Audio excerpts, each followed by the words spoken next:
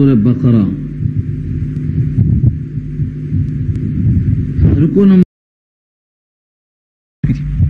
اس رکو میں جو گزشتہ مضمون پیش کیا جا رہا تھا کہ لوگوں کے مال لاحق طریقے سے مت کھاؤ، حکام کی طرف رہنمائی مت کرو کہ تم میں سے بعض فریق دوسرے کا مال گناہگار ہو کر کھا لے، کیونکہ تم جانتے ہو کہ گناہ کے ساتھ جو مال کھایا جائے گا اس کا انجام کیا ہے۔ اب یہاں سے نیا رکو شروع ہوتا ہے اور مختلف مضامین جو متعلق ہیں روزے سے، تو اوپر سے روزے کا ذکر تھا، رمضان کا ذکر تھا، درمیان میں روزے کی خاص حکمت تھی کہ حلال شے سے اللہ نے روکا ہے تو پھر حرام شے سے ہمیشہ رکنا کتنا اہم ہوگا، اس مناسبت سے حرام خوری کی طرف رخ کو موڑ دیا گیا تھا۔ اب درمیان سے وہی گفتگو شروع ہوتی ہے، یعنی کفار سوال کرتے ہیں چاند کے بارے میں۔ اہلہ جمع ہے ہلال کی، ہلال عید چاند خوشی کا، عید کا چاند کو ہلال عید کہا جاتا ہے، تو ہلال واحد ہے، اہلہ اس کی جمع۔ یسألونک عن الاہلہ، یسألونک تو بار بار آ چکا ہے، آئے گا۔ یسألون وہ لوگ سوال کرتے ہیں کہاں آپ سے، عن الاہلہ ہلال کے بارے میں کیا سوال تھا؟ سوال کیا تھا؟ یہاں سوال نقل نہیں کیا، جواب دے دیا، قل ہی مواقیت، لیکن سوال کیا تھا یہ حدیث میں وضاحت۔ صحابی جلالین لکھتے ہیں کہ وہ سوال کرتے تھے سورج تو ہمیشہ یکساں ہوتا ہے، نہ گھٹتا ہے نہ بڑھتا ہے، یہ چاند کو کیا ہو گیا ہے کہ باریک سا نکلتا ہے، دھیرے دھیرے دھیرے بدر کامل بنتا ہے، اور جب بدر منیر بدر کامل بن چکا پھر آہستہ آہستہ گھٹنا شروع ہوتا ہے، یہاں تک کہ پتلا وہی پہلے کی طرح ہو گیا اور نظر نہیں آتا کہ ہر مہینے میں گھٹنا بڑھنا کیا، اس کی علت کیا ہے، کیوں گھٹتا بڑھتا ہے، کیا وجہ، یہ سب سوال تھے۔ اللہ نے اس کا جواب دیا ہے، قل اے نبی صلی اللہ علیہ وسلم کہہ دیجیے، ہیا سے اشارہ ہے اسی اہلہ کی طرف جو گھٹتا بڑھتا ہے، مواقیت للناس، مواقیت میقات کی جمع ہے، وقت بتانے کا زمانہ ہے یا وقت بتانے کی گھڑی ہے، آپ فرما دیجیے کہ وہ لوگوں کے واسطے وقت بتاتا ہے۔ مواقیت میقات کی جمع ہے، اصل میں اس میں دو چیزیں ہیں، ایک مواقیت میقات کی جمع ہے کسی مقام کی حد کو بتانا، اور ایک ہے وقت کے تعین کو واضح کرنا۔ حاجی یا عمرہ کرنے والا معتمر جب احرام باندھ کے جاتا ہے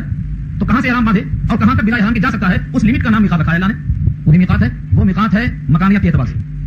آدمی احرام کب باندھے اور کب تک بلا احرام کے رہ سکتا ہے، زمانے کے اعتبار سے اس کے لیے کون سا مہینہ مقرر کیا گیا ہے، تو اشہر حرم نیچے وضاحت آ رہی ہے انشاءاللہ، یعنی اگر کوئی شوال سے پہلے احرام باندھ لے تو قبل قبول نہیں ہے، اس کا احرام مطلب نہیں، کب باندھے گا، ہاں شوال میں باندھ سکتا ہے، تو شوال کیا ہوا، زمانے کے لحاظ سے میقات ہوئی، اور یلملم پہاڑ وقت اور مکان کے اعتبار سے میقات، تو دونوں میقات کا تعین روزہ کے لیے کون کرتا ہے، یہ چاند کرتا ہے۔ مواقیت للناس لوگوں کے لیے وقت بتانے کا آلہ ہے، والحج اور حج میں بھی کب حج فرض ہوگا، حج کا تعین کرتا ہے، ایام تشریق کب ہوں گے، یوم النحر کب ہوگی، عرفہ کب ہوگا، یہ کون بتائے گا، یہ چاند بتائے گا۔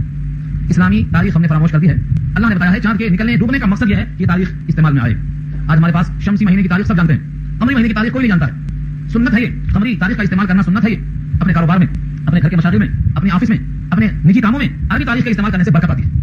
اس برکت کا اندازہ نہیں ہوگا اتباع سنت کے جذبے سے شروع کر کے دیکھ لو، تو اتباع سنت یہ ہے کہ شمسی تاریخ کے بجائے قمری تاریخ استعمال کی جائے، اور ایسے ہی سن عیسوی کے بجائے سن ہجری استعمال کیا جائے، اس میں بڑی برکت ہے۔ سن ہجری کیا ہے، نبی کریم صلی اللہ علیہ وسلم مدینہ جب پہنچے ہیں مکہ چھوڑ کر تو وہ پہلا سال شروع ہوتا ہے، اس کا نام سن ہجری ہے، اس سے پہلے نہیں تھا، تو نبی صلی اللہ علیہ وسلم کی ہجرت کی بنیاد پر سن پڑ گیا ہے سن ہجری، اس کو استعمال کرنے والا وہ ہجرت کو یاد رکھے گا، اس کے ذہن میں اندر سے ایک سوچ ہوگی کہ ہمارے محبوب نے اپنے وطن کو چھوڑا تھا اس اسلام کے لیے، ہمیں اس اسلام کے واسطے قربانی پیش کرنا ہے، تو تاریخ بھی قمری اور مہینہ بھی قمری چاند کا یہاں اللہ نے بتا دیا ہے، یہ چاند کے فائدے ہیں، اس کے علاوہ اور بہت سے فائدے ہیں، اس کی یہاں نفی نہیں ہے، جتنا یہاں بتا دیا ہے وہ عوام کی ضرورت کے لحاظ سے کافی ہے، خواص کے لیے کچھ باتیں اگر نہیں بتائی ہیں تو عدم ذکر مستلزم نہیں ہے کہ بلکہ آپ نفاذ میں ہے ہی نہیں، تمام چیزوں کا ذکر کرنا لازم نہیں آتا۔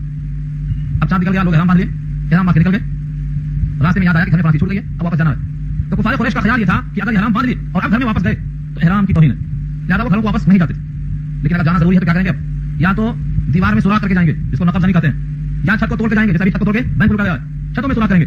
یا پیچھے گھر کے حصے سے سوراخ کر کے آئیں گے، لیکن دروازہ جو عام طور سے استعمال ہوتا ہے اس احرام کی حالت میں اس دروازے سے جائیں گے نہیں، محبت ہے کہ نہیں بھائی، احرام کی محبت ہے، نظر آتا ہے آپ کو،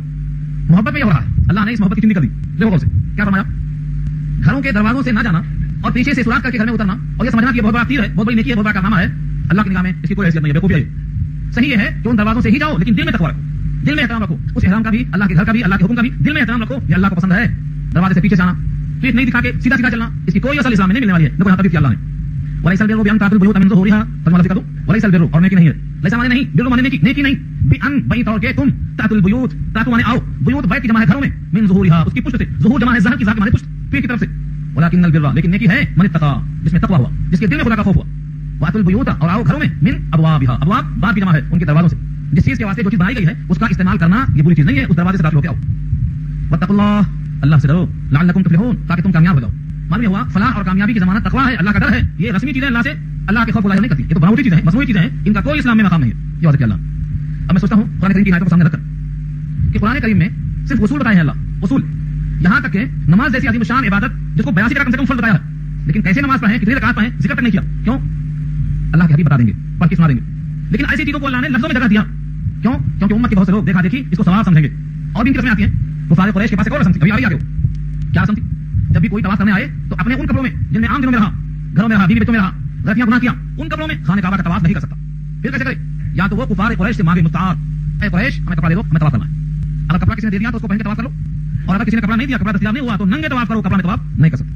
اس کے بعد سیٹیاں مارتے، تالیاں بجاتے، یہ خانہ کعبہ کے اطراف ان کا طواف تھا، ننگے طواف کریں گے، سیٹیاں ماریں گے، تالیاں بجائیں گے، عورت مرد مل کر ایسا ہی طواف کریں گے، یہ سب قرآن کریم میں درج کیوں ہے جبکہ کتاب رسول کی ہے؟ بتانے کے لیے کہ ایسی ظاہری چیزیں جو شریعت میں مصطفیٰ سے میل نہ کھاتی ہوں، صحابہ کرام کے عمل سے نہ ملتی جلتی ہوں، اللہ کے پاس ان کی کوئی اثر نہیں ہے، یہ اللہ کے نزدیک قابل اعتبار نہیں۔ کسی بھی عقیدت سے پہلے، معتقدانہ عمل کے اظہار سے پہلے یہ دیکھنا کہ اس میں اللہ کے حبیب کا طریقہ کیا ہے، اس میں صحابہ کرام کا عمل کیا ہے۔ اگر اس سے ہٹ کے ہم کوشش کریں تو یہ محبت اللہ کے پاس چلنے والی نہیں ہے، جو ظاہر کر دیا۔ ویسا البر بیان تاۃ البیوت من ظہورها، یہ نہیں ہے کہ تم آؤ گھروں میں اس کے پشت سے، ولکن البر من اتقى، لیکن یہ ہے تقوی، یہ ہے کہ تم اللہ سے ڈرو، واتوا البیوت من ابوابها، آؤ گھروں میں اس کے دروازوں سے، واتقوا اللہ، ڈرو اللہ سے، لعلکم تفلحون، تاکہ تم کامیاب ہو جاؤ۔ وقاتلوا فی سبیل اللہ، اور قتال کرو اللہ کے راستے میں۔ یہ کیوں کہا جا رہا ہے؟ جب تک اس کا پس منظر نہیں معلوم ہوگا، جب تک کہیں گے کہ یہ حج کا، احرام کا، طواف کا ذکر ہوتے ہوتے ایک دم سے قتال کی بات کیوں آ گئی؟ قرآن کریم کی ہر دو آیت کے درمیان تعلق ہے، ربط ہے، لیکن اس ربط کو جاننے کے لیے اس سے متعلقہ تفسیر و حدیث دیکھنا پڑے گا۔ کیا قصہ ہے؟ سن 6 ہجری میں نبی کریم صلی اللہ علیہ وسلم احرام باندھ کر نکلتے ہیں عمرے کے لیے، 1400 صحابہ کے ساتھ ہیں۔ کافروں نے کہا اس سال آپ عمرہ نہیں کر سکتے، واپس جائیے۔ اگلے